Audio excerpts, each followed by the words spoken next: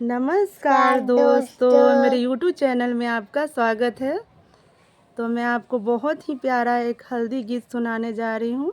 और देखिए लड़की के पिता से सब लोग क्या बोल रहे हैं कि जो चोरी का पैसा है वो निकालिए, तब हल्दी चढ़ाइएगा नेक के लिए। तो अगर आपको अच्छी लगे तो चैनल को लाइक और सब्सक्राइब करना ना भूलें।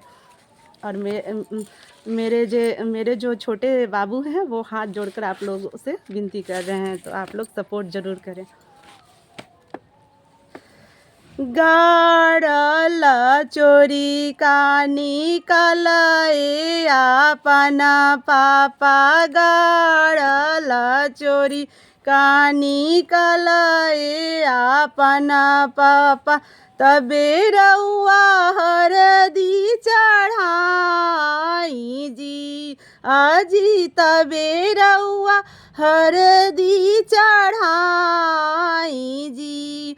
गाड़ल चोरी का निकल अपन पापा, तबे रउआ हरदी चढ़ाई जी, अजी तबे रउआ हरदी चढ़ाई जी।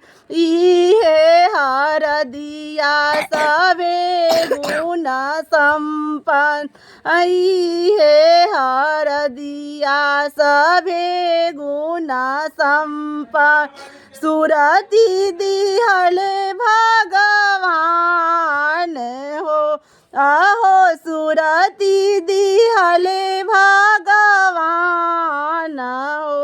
पहिले हरदिया चढ़ावे हो पापा, कवन पापा, पीछे सब पूरा परिवार हो, आहो पीछे सब पूरा परिवार हो।